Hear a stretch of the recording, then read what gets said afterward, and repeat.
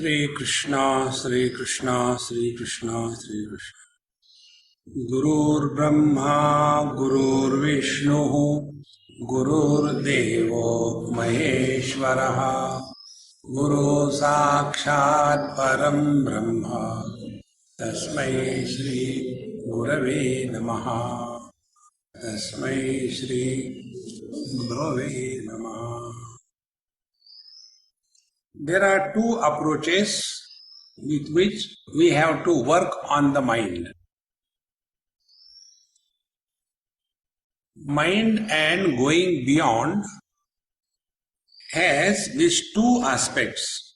One is that we are working on the mind.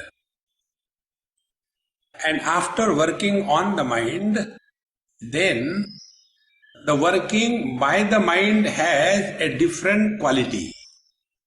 See? If we have not worked on our mind, the mind is wild, reactionary, no control. When such a mind is the instrument by which we come in contact with the world, we will have a different quality of experience.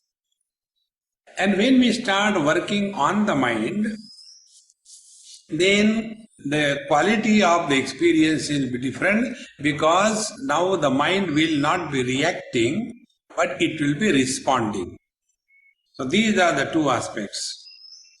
First, we have to start working on the mind, and as we work on the mind, we will be able to comprehend what we studied yesterday, that mind is an expression of pure consciousness.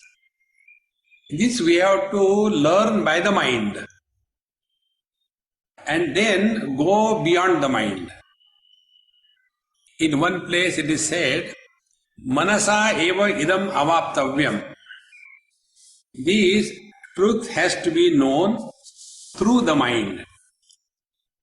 In other place it is said, Na tatra chakshur gacchati na manaha na vidmaha. The mind cannot comprehend the truth. Contradictions. To understand this, first of all, we have to prepare our mind. Preparation of our mind is working on the mind. See? So, where from we start? Bhagavan Shankara, Sri Krishna says in Bhagavad Gita, 5th chapter, Shaknoti haivaya sodhum prak sharira vimokshanat kama krodhot bhavam vegam samuktatsa sukhi naraha. Sa naraha, he is a nara, the human beings. All others are vanara, the monkeys. Now who is the human being? Yaha, he who, prak sharira vimokshanat, before death happens, meaning while living. He who, while living, is able to conquer the impact of desire and anger. See? Normally, we are under the force of desire and anger. So whatever we are doing it either under the compulsion of desire. I know this is not right, but I can't stop it. Desire. And the second thing is anger. If the desire is not fulfilled, the same desire is called as anger. Therefore, he who is able to stand the onslaught of desire and anger while he is alive, then alone he is liberated from the mind. So the mind binds us by these two snares of anger and desire. Samukta. And he who is liberated, Sasukhi, he alone is happy. So, The happiness that we know is not the happiness what is meant in this mantra. The happiness that we know is absence of miseries is called as happiness. It is not a positive aspect. Like, suppose you are carrying some heavy load on your back or hand. Like the other day when I came from South Africa, the new Terminal 2 is so long inside, must be about 1 or 2 kilometers you have to walk. And the people, they get lot of luggage in the cabin. And there is no other way. A huge luggage. And then dragging. And then to get rid of this pain and tiredness, they put it down. So happiness. Again lift it. So our happiness is only a negative. It is absence of miseries. This happiness we get also in the deep sleep. Deep sleep is not a positive happiness. It is absence of miseries. Similarly, when you are extremely hungry, oh God, I'm so hungry, why they don't give food? Miserable. The moment food goes inside, now I am happy. So our understanding of happiness is gained through the mind. When the mind is agitated, it is misery. When the mind is not agitated, it is happiness. So our whole life goes on only in this pursuit. The mind is demanding something that is called as desire. And the desire is an abnormality in the mind. It is not normal. If desire is normal for the mind, we will not be troubled by the desire. Like, the nose is above the lips. Normal. Suppose somebody gets a nose near the ear. Then the problem will come, where will he keep his glasses? The purpose of the nose and the ears is only for fixing the glasses. Because the smell that we smell is not by the nose that is seen outside. The Granendriya, the organ of smell, is inside. Similarly, hearing we don't do with these ears. Hearing is done by the internal ear, which is inside. Then why God has given these two external things? Because He knew manufacturer's defect is going to happen. Like the cars, they give the tool kit. They know these are the problems going to come. In the same manner, God knew eyes are going to have problem. They will be putting glasses, so something to hold on. So when we are able to understand this principle, desire is not normal in our mind. And therefore we want to remove the desire. And the removal of the desire is achieved by us by fulfilling the desire.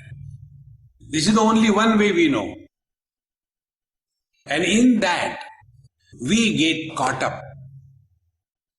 Because once you fulfill the desire, you feel happy. Second time you fulfill, you feel happy. Third time you fulfill, you feel happy. Fourth time onward, we become addicted to that particular thing. Addiction doesn't mean only drinks and drugs. We are addicted to newspaper. We are addicted to morning walk. We are addicted to doing the yoga. See, addiction is repetition of the same action again and again. This is addiction. If that is not allowed, then you suffer. Because the mind is not disturbed. See? There was one elderly man, many years ago. He had that habit. Whenever he used to come for lunch at home, he was working in some uh, Marwadis, big concern. Olden days the things were different. Now the things are different. So he used to come for lunch. He used to go in the morning 7 o'clock, work up to 1 o'clock, then come home, take food, and again go work till evening. So when he used to come home, take food, he will lie down immediately, and then he will tell the kids in the house, now please come on and stand on my legs, the calf muscles. So the children used to play. There will be no bumping on the calf muscles and then on the back. And then he will feel, oh, now the back is straight. And slowly he developed that habit. Now, if the calf muscles are not crushed and back is not bombarded, he will feel very uneasy. Then he has to employ a servant to kick him. What is this? See the addiction. This happens because we have the wrong understanding. Mind disturbed is misery. Mind undisturbed is happiness.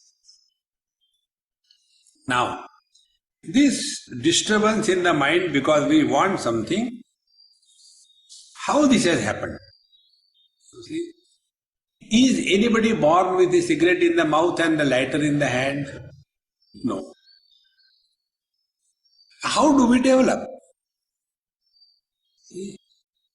So, one young boy from a village, now we can't say in village, villages are more terrible these days than the cities. One, orthodox child goes to the college from a small town and is very orthodox. In the house, unless they finish their bath and Sandhya Vandanam, they will not take even a cup of tea, that kind of family. So when he has gone to the college, now college ragging begins. And in the ragging he is asked, come on, smoke. He said, I never smoke. No smoke. They give him cigarette. Now he doesn't know even how to smoke. If he is a Bengali, he will say, khabo. So he will start eating the cigarette. Bengalis don't smoke, they eat. Bengalis are great gluttons. They eat everything. Solids they eat, liquids they eat, the gaseous they eat. So, when he was not able to do it, they forced him, and when they forced, the smoke started coming from his nose, mouth, eyes, ears, everywhere, and he became very miserable. And when he became miserable, everybody was dancing around him. We made a fool of this fellow. Now, do you think this fellow will keep quiet? It became a prestige issue. Then he will go to the bathroom with a pack of cigarette and matchbox, and there his sadhana will begin. See? Abhyasa yogena kaunteya. And then he will leave the cigarette and starts slowly. And then he becomes an expert. He will be smoking and akhanda mandalakaram vyaptam yena characharam tatpadam darshitam yena. And after he comes to that level, then he is fully addicted. So what is addiction? When we repeat the same action again and again, mind becomes comfortable in the same rut. See? And therefore, whatever we have been doing long, if we are not allowed to do that, we get disturbed. And the disturbed mind is called as miserable experience. Now the question is, why the mind disturbed? Because we don't get something. Why the others are not getting disturbed and we are getting disturbed? Because we have given value to something. This is the most important principle if you want to go beyond the mind. Whatever value and importance we have given to any place, any person, any project, anything, whatever you have given importance, that will be the source of your miseries in life. Give importance to discipline, you will be extremely miserable throughout life. Give importance to cleanliness, you will be miserable all the time. See, therefore, we have given importance to somebody. If we have given importance, we have to devalue. Nobody can do it for us. See? This is how the mind develops addiction in period of time when the same action is repeated. And then addiction becomes the cause of all the miseries. Now this example I gave you, smoking. See how it develops. Get this idea very clear. Then you can discard all your dependence on the worldly objects. First cigarette, one smokes with zero experience. Second cigarette, one smokes with one experience. One cigarette smoking. Third cigarette, he smokes with the experience of 2 cigarette smokings. Fourth cigarette, he smokes with the experience of 3 cigarette smoking. Nth cigarette, he smokes with n-1 experience of cigarette smoking. And as n approaches infinity, n-1 is equal to n. And then addiction happens. When this addiction is happening, we are working by the mind. And after addiction has happened, now you start working on the mind. And this working on the mind is called as tapasya, austerities. Austerities are self-imposed discipline. See, I'll give an example. I avoid taking sweets of any kind. So, one day one lady in Durban, South Africa, I was staying in her house. She said, Swamiji, I know why you don't eat sweets, because it becomes very heavy afterwards. Yes, I don't have diabetes. For that reason I don't eat. He said, I can tell you one technique. Try that. What is the technique? Technique is, you take 5-6 times tea in a day. I have seen. Yes. And every time you add 2 to 3 teaspoonful of sugar. So if you take 3 teaspoonful, take about 6-7 times. So how many it becomes? 12 to 15 teaspoonful sugar. How much it comes to? It comes to more than 250 grams. And that end you don't eat sweets. What kind of logic it is? Then he said, you eat sweets, but stop taking sugar in the tea. Very beautiful way. I said, okay, Mama, done.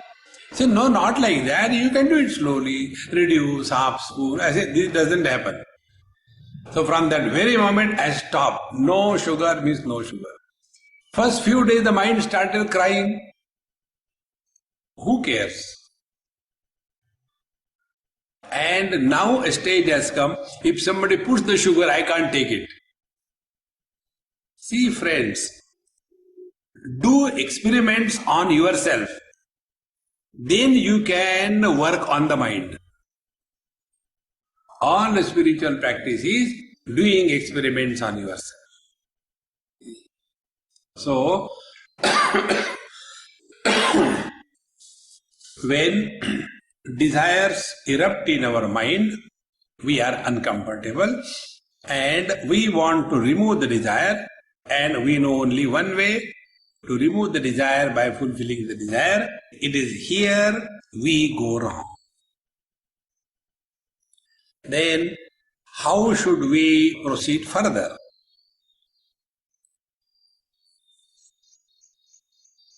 Start doing experiments on yourself. Anything, and keep on doing experiments throughout life. This is what I have been doing throughout life. Like I'll tell you once, for 3 years I was taking 1 meal a day. I said I'll take only 1 meal, no more 3 meals. And I did it sincerely for 3 years. After 3 years, conclusion of the experiment. The conclusion was, earlier 24 hours before taking the lunch, I was thinking only about food. When I was taking food, then I used to take the revenge of last 24 hours and used to prepare for the next 24 hours. And during that period, I used to eat so much that after eating so much you can't do anything, then sleep. So neither the health nor the Lord's name, neither the study, nothing was done. The only project of life was eat, eat, eat. That day I discovered this principle. Keep your stomach full and head empty. What we do? We keep the stomach empty and head full of food. Sham ko kya khayenge? Arre. See friends, this is what is called a working on the mind. And keep on doing these experiments. Like for a few days or a few years rather, I have stopped taking wheat and rice. So only boiled potatoes and other things for 2-3 years. And I found I still survived. So we have this notion that we cannot survive without certain things. This notion has to be removed. That is what is called as working on the mind. Then the mind will not control us. See friends. So, we develop the habit, and by our own habit we are miserable. So what should be the way? First thing, do not form any habit in life. Never form any habit about the worldly things. Second thing, this habit formation by the mind is both a liability as well as an asset. Because of the habit formation, we get involved and influenced by the world. Now take the same thing, habit formation, as an asset.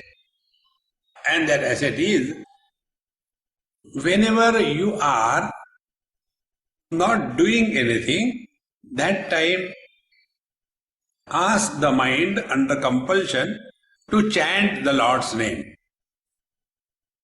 See? When I walk in the morning, here, so during that walk, when you walk, you keep on thinking, Instead of that, the moment I start Hanuman Chalisa. So, go here and there, 1, 2, 3, 4, 5, 6, 7. So 5, 6, 7 times you chant Hanuman Chalisa, all the thoughts are destroyed by Hanumanji. This is how we work on the mind. Then this mind will not be a problem. You see, we all suffer never because of shortage of time. We all suffer because of excess of time. Now what to do? What to do? See, the children become problematic at home during the summer months because they are 24 hours available to you. What to do now with them? Therefore, mind and working on the mind and working by the mind, this principle should be clearly understood if we want to go beyond the mind. So, he who is able to stand the onslaught of desire he alone is a real human being. He alone is happy and cheerful because he is no more dependent on fulfilling the desires. And for that, try your own techniques. One technique is insist. Whatever is given to you by His will is perfect. Don't expect any change around you. You are placed by the Lord in the right place. But normally what happens? We are constantly wanting to change the things and change His decisions. And then we suffer. So with this we start, then the mind will stop reacting. Number one. Number two,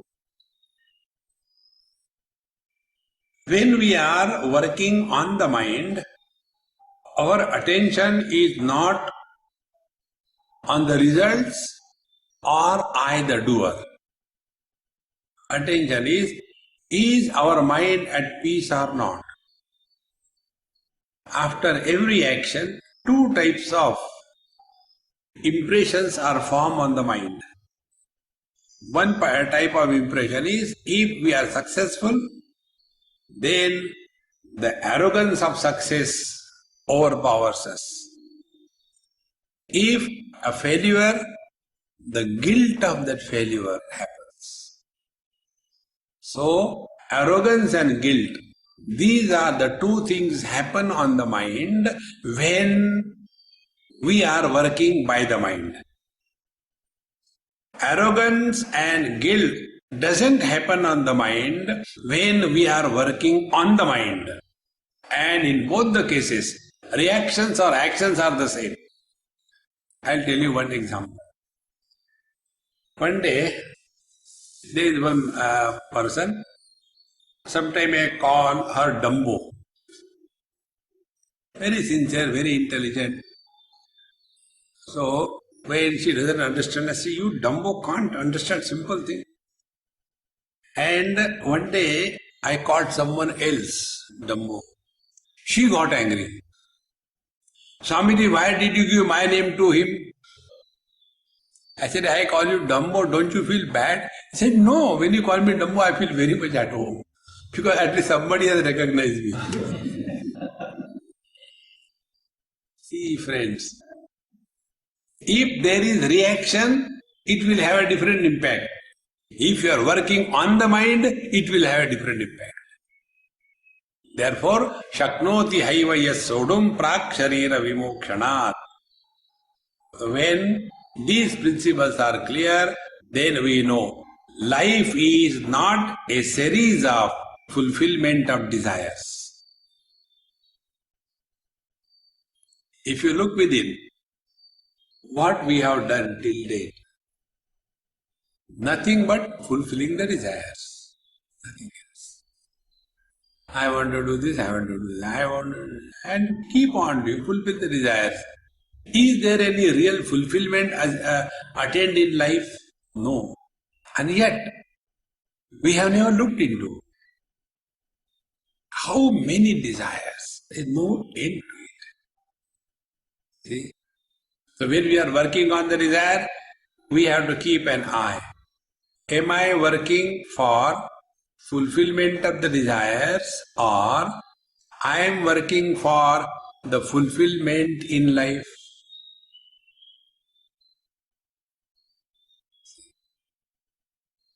If we are working for fulfillment of the desire, one desire will be fulfilled.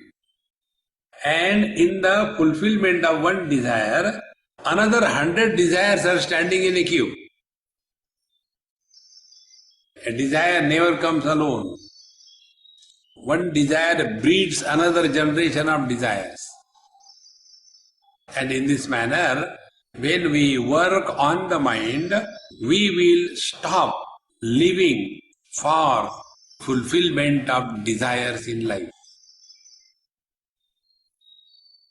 Our attention will be, are we at peace with ourselves or not. That is the fulfillment.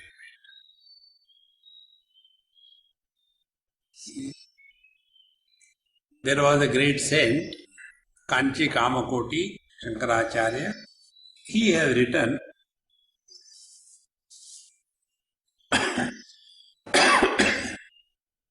commentary on Bhagwan Shankaracharya's book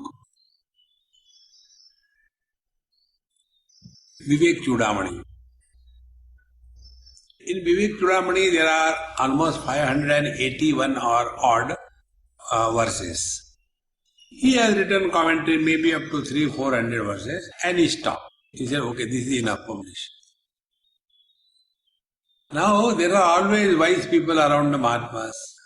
So they started suggesting him. Sir, we have published that, but when the remaining is also written by you, it will become a good volume and it will be nice. So why don't you write? So he said, if somebody studies that, he will not study further.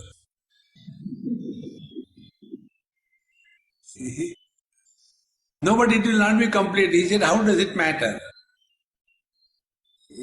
When you have fulfillment in life, be attentive.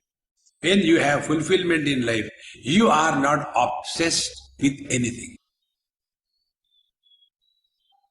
No obsession of any kind. Because obsession is nothing but another form of desire. Therefore, let us not be obsessed by anything in life. And attention is all the time on the mind, whether the mind is at peace or not.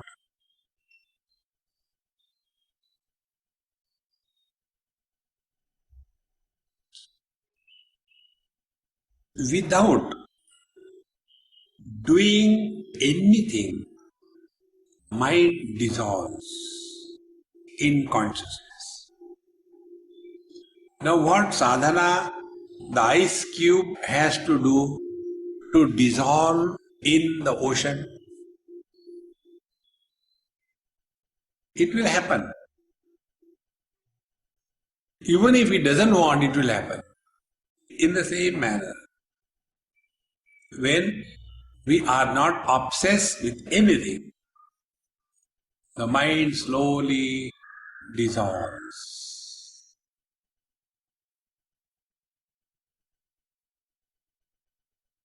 And mind dissolves means, what is the ice cube? Water with shape, form, name. And when the name, the shape, the form is dissolved, is there anything lost? No loss. In the same manner, consciousness with form and name is mind. See. Name is nothing but a word, sound. Sounds or words have a shape. They are finite. They are many. They begin, stay and end. But the silence which is supporting all the sounds doesn't have the beginning and end. They are not many and the silence is not created. Silence is uncreated experience.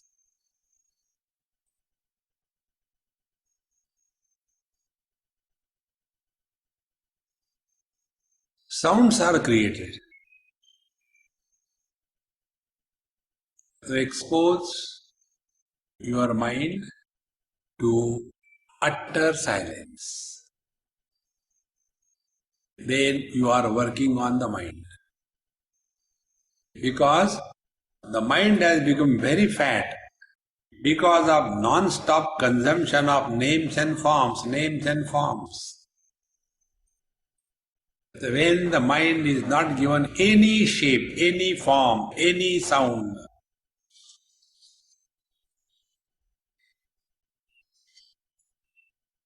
refuse to interact or react to any sound perception.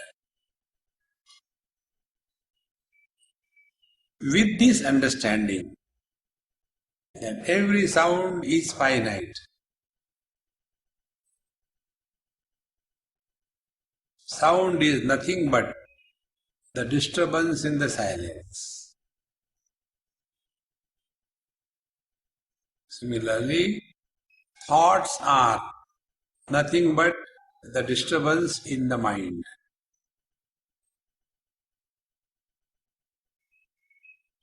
Similarly, mind is nothing but the consciousness with names and forms.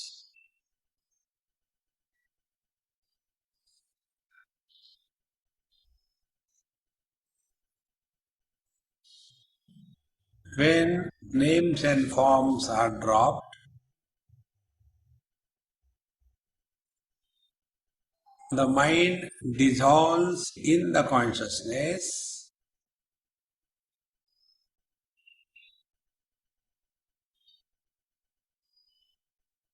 like the ice in the ocean.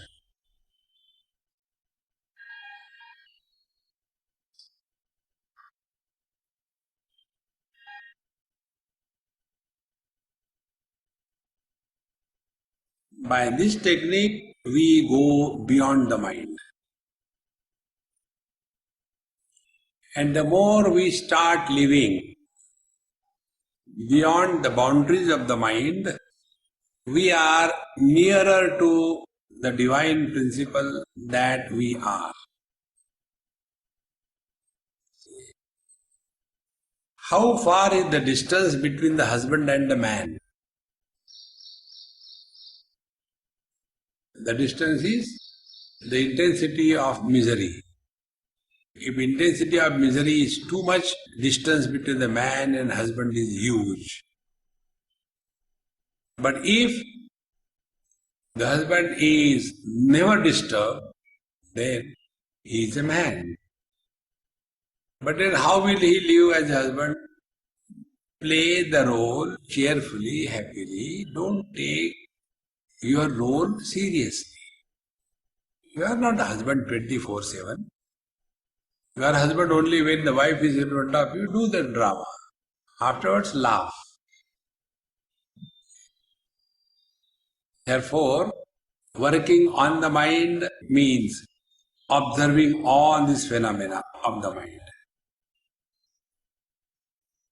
And once you get the knack of it, it is a knack. It can't be taught. Like you may go for swimming or riding a bicycle, 101 instructions are given. You say, oh yes, yes, yes, yes. But ultimately you learn on your own. Like some children, they jump into the water like a fish to the water, they start swimming without any effort. And some people, they just can't learn swimming.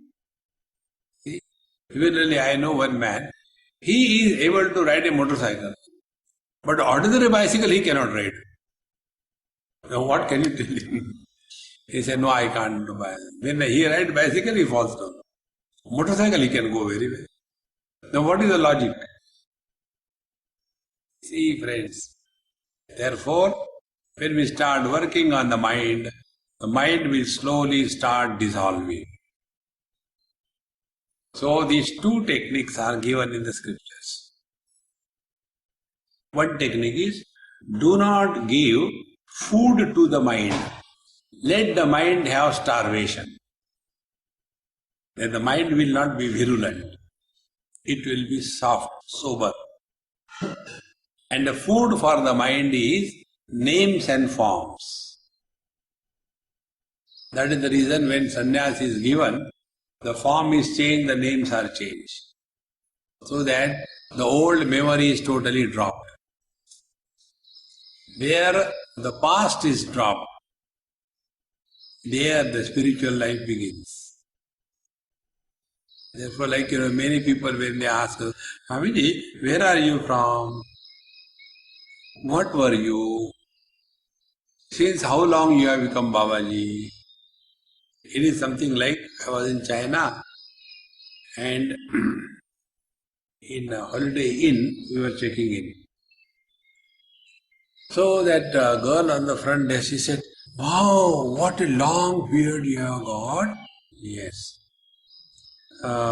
Since how long you are growing the beard? I said, right from childhood. Oh, that is why. He didn't understand the joke. In childhood you don't have beard.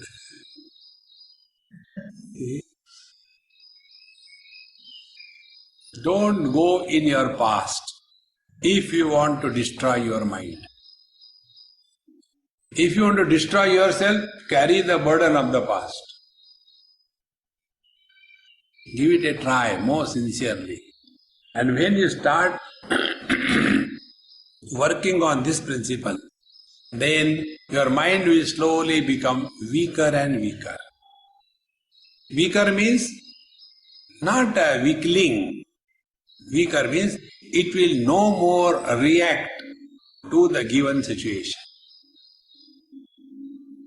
But it will have the capacity to peep beyond the obvious.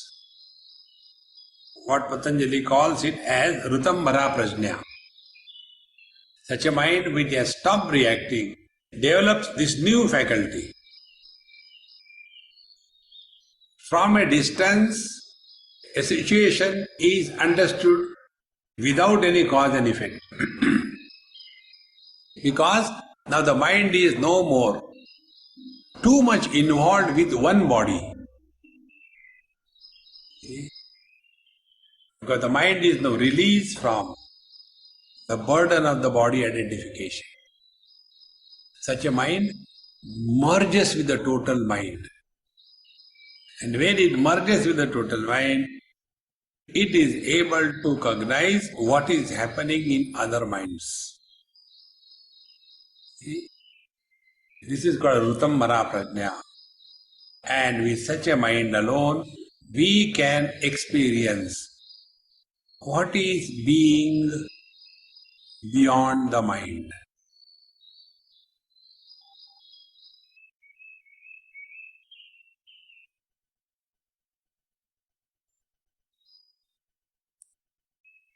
First, we started working on the mind, and there are only two things to be done. Desire and anger should not overpower us. So about the desire we have seen so far. Now let us take the anger. Anger is an expression of weakling. It is not an expression of strength. A weak person becomes angry on small little issues. A person becomes angry because the people around him don't listen to him.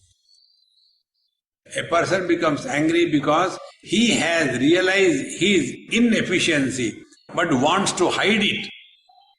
He becomes angry. See, friends. Therefore, when you start working on the anger, then you will come to know that anger is not a strength, it is a weakness. On the contrary, remaining cool and quiet is the strength. See, you must have come across. While driving, I was somewhere and my friend, he was driving. He has a comment on everything that comes across. Everything. See, the red light has gone. No, we have to wait for some time. Comment. Then one motorcycle comes this way, that way, and stands in front. See, now how is standing? How can I drive? Comment. Then by the time he is standing there, the third person comes and dashes the rear mirror. Oh God, he is going to break it, I think. Continuous reaction and commentary. And a person who is thus commenting, reacting to every small little thing outside, do you think inside he will be at peace? And when you are not at peace inside, you keep on becoming angry for no reason. And then we justify. No, but such people are better. Those who become angry and bring out the anger, but they are relaxed. But others are tense because of them. See, friends. Therefore, anger is a faculty that we have developed. And these faculties are developed by one way, how to get our things done. See, for example, in one mall I had gone somewhere, and there was a child, husband, wife, and child, Indian NRIs, and the child wanted something. The father said, we'll take it later. No, I want it now. He said, no, now it is not possible. I have not got the money. No, I want it now. And then on the floor, he started rolling and throwing tantrums here and there. And finally, the father said, wait, don't do all that. See what people are looking. Come on. And then he is given that thing. So he learned it. Acha, this is the way to get our things done. In the same manner, we develop anger like that only. When you become angry, things are done. But by that, we lose our own poise. See, there are some people, you must have seen these habits, please understand. They are unable to realize that they are talking too loudly. They are unable to realize. And when they talk loudly, shouting, as if fighting. Once I was in Silchar, Assam, bordering Bangladesh. And we are going by our car, and there are people, banyan is made up to here, very hot, and half lungi, rickshawala and all that. So under some tree, some tea shop and all. When they are talking, as if they are fighting with each other. So I asked my driver, I said, hey, why they are fighting? He said, no, Swami, they are not fighting. This is the way people talk here. See? So a person who has developed this habit of becoming angry, he doesn't know that he has lost control over his expression. And when we become angry, this is all educating the mind so that we can control the mind. We can work on the mind. See, when somebody becomes angry every now and then, his value of anger becomes zero. If you become angry no, it's okay, never mind. He is like that only. This I learned from a child. The child was, sitting with me. I was having food. So the child says, Swamiji, can I eat in your plate? I said, yes, sit down. I'll feed you if you want. So I took some dosha and fed her. Father became angry. You are taking food from Swamiji's plate? Jhuta de raha hai? Eat. So the poor girl went inside. And I didn't say anything, or else I may get one who knows. I was keeping quiet. After some time, that man has to go outside. So when he went, then I went to her room. And she was cheerfully playing. I said, what about breakfast? No, mommy gave me here, I ate it here. No remorse, no misery, no nothing. As if nothing has happened. Then I tried to pacify her. I said, hey, your daddy always talks great about you, how intelligent you are. You always have good marks and all that. Swamiji, don't try to, play fool with me. I don't get angry when my father beats me because I have given 100% discount to my father. I am just waiting. When I will go to college, I will go and stay in the hostel. Thereafter, my relation with my father is zero. I have already written him off because I have never seen him without anger. See, friends, therefore, when we become constantly angry, not only we are miserable, but people around us are also miserable. With these educating the mind, keep on working on the mind. So, shaknoti haiva yasodum prak sharira vimokshanat kama krodhodbhavam vegam. See, the desire and anger, it comes like an attack, vegam. Suddenly we become extremely angry and afterwards we regret. I'm sorry, I never meant it. Like the apologies extended by a woman. I'm sorry, but the fault was yours. See? Therefore, do not get involved too much in this world which you cannot handle. Second thing, be ready to give up the things as early as possible.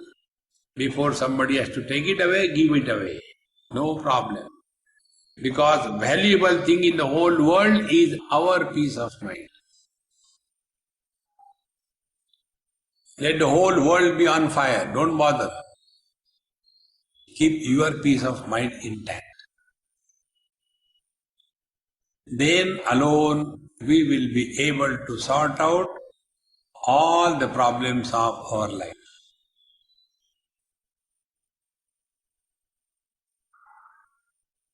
It is something like this. When you start working on your body figure and when you start working by your body, what is the difference?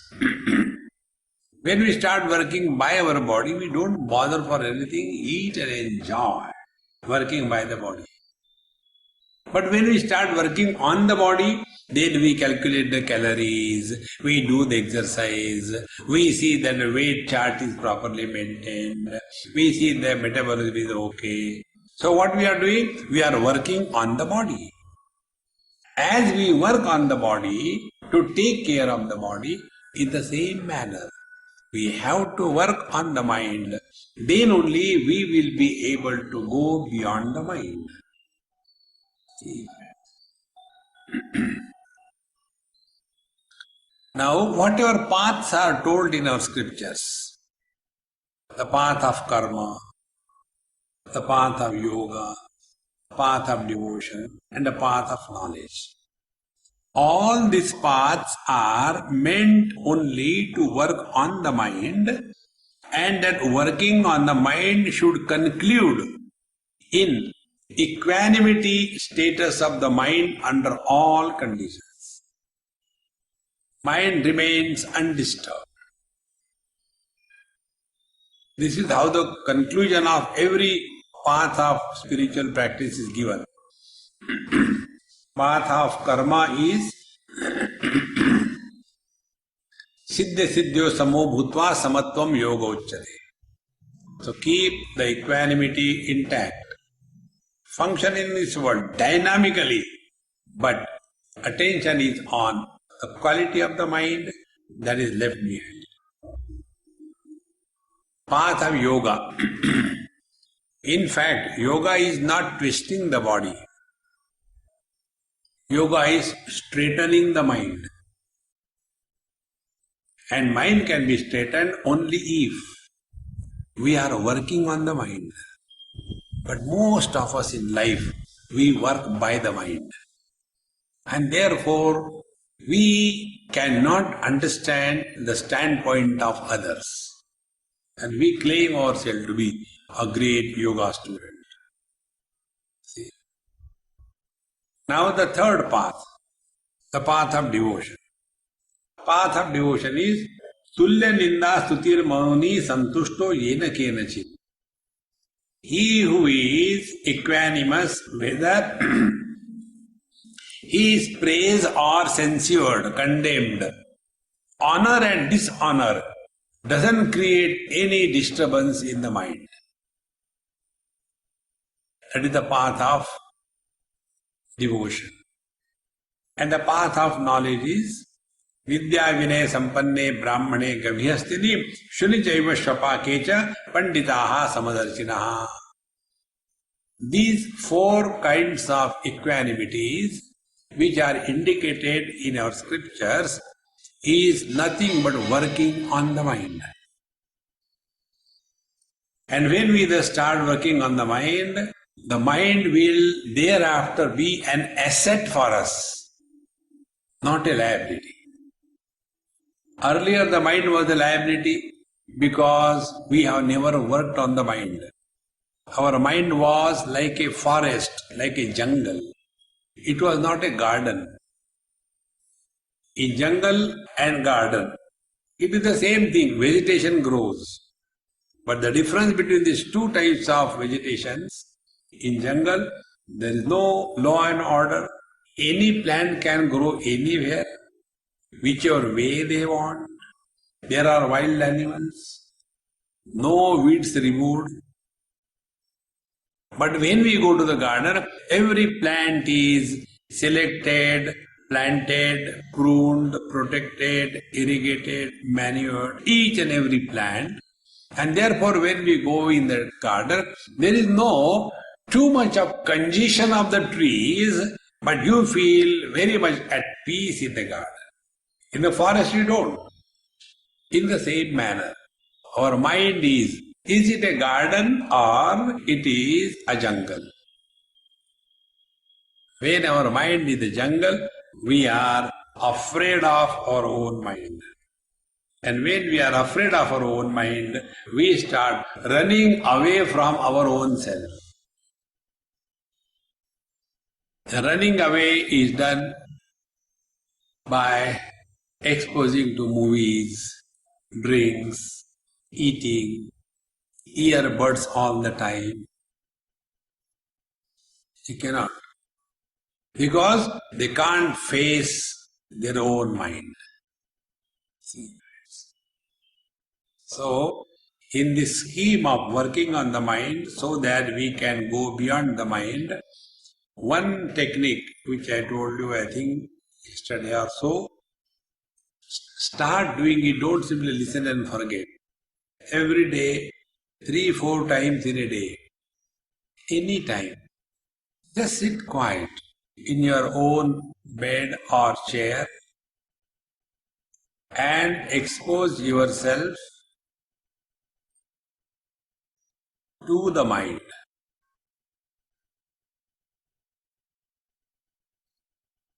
I am using the word mind, not the thoughts.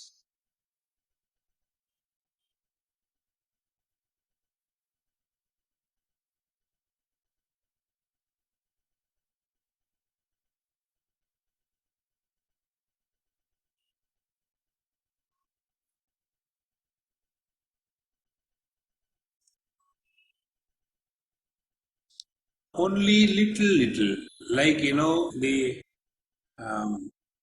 tonic, we take a small dose at a regular interval.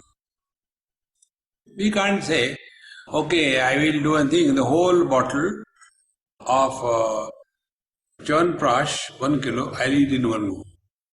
Who will eat every day? Then your intestines will be digested and there will be nothing left inside. You have to take little every day. In the same manner, expose yourself to silence. Friends, give it a try, give it a try, give it a try. And when you start exposing to the silence, you will hear more sounds. And when you start hearing more sounds, you will be more disturbed. And if you are disturbed, then say, hey, if I am disturbed, that means I am working by the mind. If disturbances are there, and I don't get disturbed, then I am working on the mind. It's a very simple process, friends. Spiritual life is easier than the worldly life. In the worldly life, we have to do things. Here you have to undo all what you have done. Why we are not able to achieve it? Only for one reason. We have not recognized the value and importance of the spiritual life. If we have learned this, then our intense longing to know the truth will be like now for money. We have understood the importance of money. Therefore, we work day and night. Nobody complains. Hey, come on, yaar, earning money is difficult, therefore I am not going to earn money. No. We discover our own techniques. No Patanjali is required. Own technique. Above the table, below the table, around the table. Because the value for money is there. In the same manner, if we have value for the spiritual life, then we are working on mind. Otherwise, we use this mind as an instrument and get more and more involved in this world, and that becomes the cause of our bondage. Bandhaya Vishayasaktam Muktam Nirvishayam Smrutam. Upanishad says the mind, when it is objectively extrovert, it becomes the cause of misery. If it is without objective influence, it is the cause of freedom. Om Purnamadaha Purnamidam Purnat Purnamudachyate Purnasya Purnamadaya Purnamevavashishyate. Om Shanti Shanti Shanti. Hari Om. Shri Gurubhyo Namaha. Hari Om.